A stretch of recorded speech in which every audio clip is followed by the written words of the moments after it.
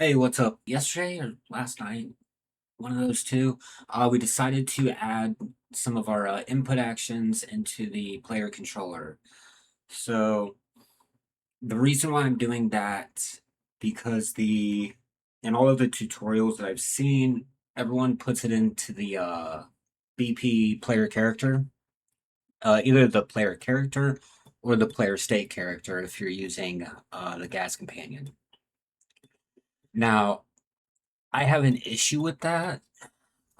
Nate, from a general game design perspective, as well as for this game in particular, it's because if you have your player possess a different pawn in the game, if you put all your input and everything into your player character and you possess something else, then sorry, then everything that you put in your player character wouldn't follow over because you're no longer playing as that character, right? So, let's say GTA, for example, you're walking around, you're the person, the guy or whoever, you're walking around. That's your player character. But as soon as you get into a car, then that car becomes your player character. So if you don't have your input follow you from the person to a car, how are you going to control the car? The resolution to that is to put your input into the player controller and put like everything like stats and whatnot that follow along, put that into your player state character. So yeah, that's kind of what we did was we modified the player controller to accept the input actions and the input mapping context. I did try to do some builds, and there was some issues with. We had to include the object initializer, and then we also had to include enhanced input into the build. So that was like super easy. But yeah, let's open up the controller. Yep, and you can see here we've got our input actions. So we have uh, that really shouldn't say core forged. So we'll modify that, but we'll say basic move abilities, and then we'll say camera. That's all this basic one needs. And then we got our ability input bindings. Click that. Input priority. Okay, so the movement abilities is priority 0, camera priority is priority 1, and then, who knows, we can, motion sort, yeah. So, we've got input bindings, input ID, input action, say I move, and then input tag is going to say input move character, and ASC is going to be our GSC ability system component. And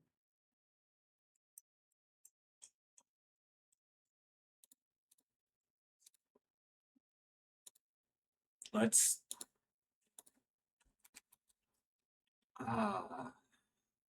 show debug enhanced input. Hey, look at that. We're actually getting stuff. We got WSAD. Great. We got actions. We got enter. We got left mouse button, right button. Nice. All right. And then we got Cool. All right, so we have stuff working. Now we got to see like why it's working. I want to say it's because of the player controller, but we were working on gas last night. So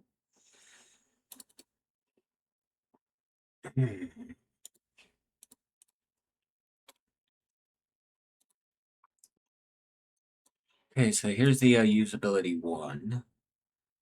Let's actually check that too. Play because we hit.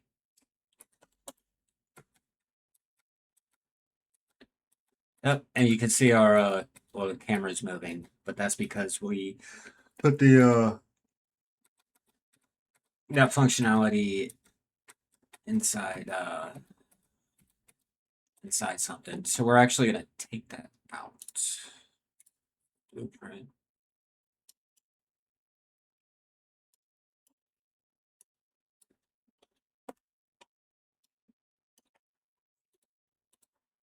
Save.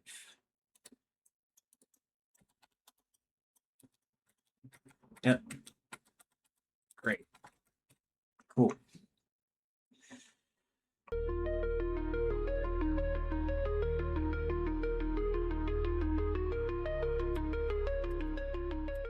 We can't check escape because it escapes from up high. But all right. Well, it looks like our player controller is working now.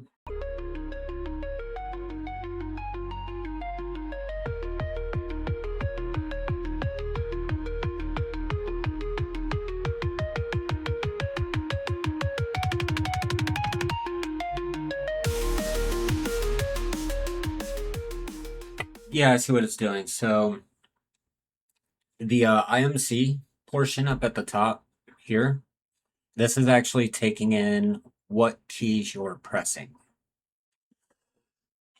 for the input actions. And then this down here is tying each of these input actions into an input tag. And then that tag is going to be what drives the actual gameplay ability.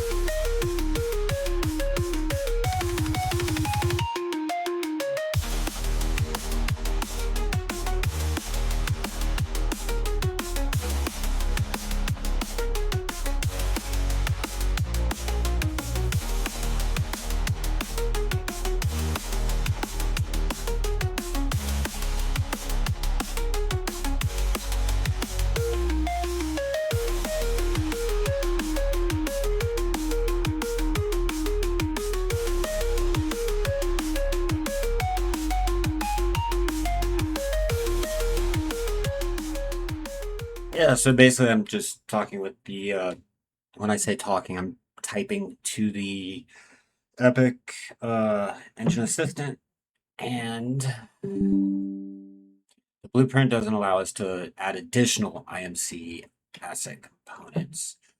So like you saw when we were adding the ability system, uh, the game abilities, you could click on the it's an expandable array. Okay. So you just click on the plus icon and it fills in additional things. We need to be able to do that with the IMC part as well. But because this is C++, I have no idea how to do that because I am awesome.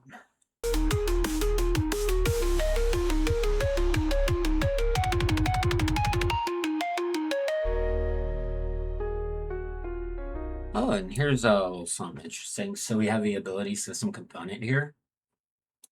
And you can see all of these. Gas companion. Random abilities. This is super nice. Super nice.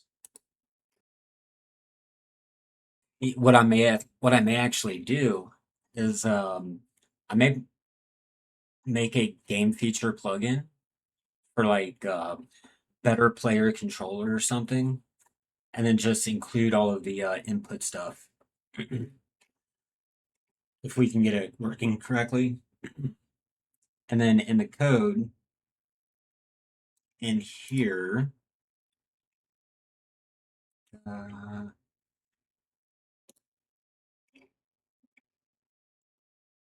yep. So we could say like do something like this, like try. If there is a try, I don't. There should be like a try an exception. So you try to do this, right? And then you do like an accept where it does just the normal player controller.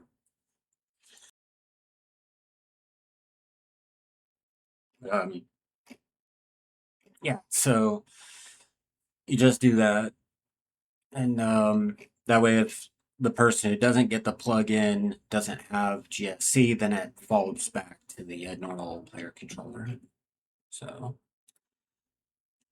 put that like on the marketplace for like either free or $5 or something. Uh,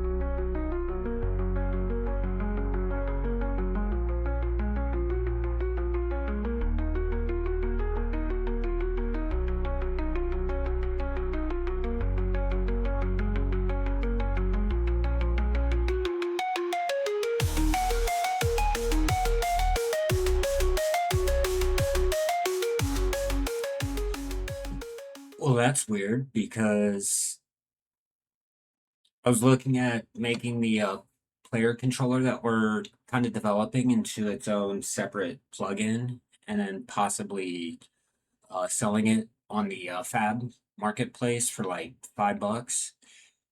But I went to sign up and it said that my account was discontinued, which is weird because I've never had a seller account on Fab. So, yeah, submitted a support request ticket for it. Should hear back in a couple business days. It is Saturday, so probably Tuesday or Wednesday. Eh, is what it is. But for now,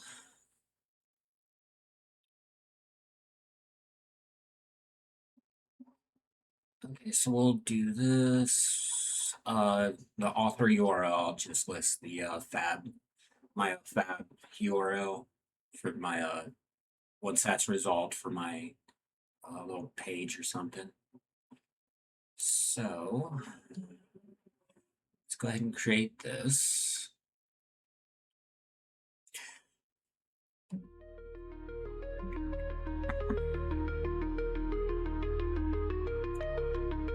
And then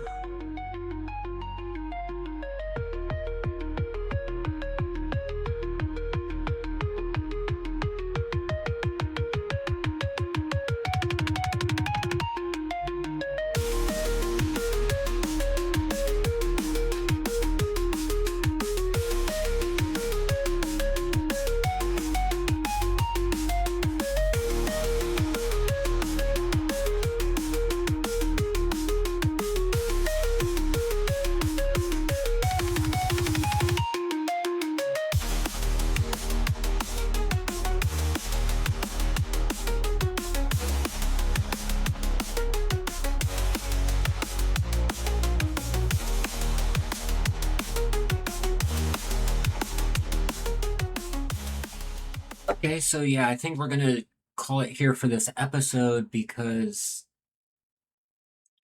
we're gonna go ahead and look at creating this player controller, getting all the features and enhancements into it. Um, we'll do that in the next episode. So go ahead and look forward to it. It'll be later today, probably. Ciao.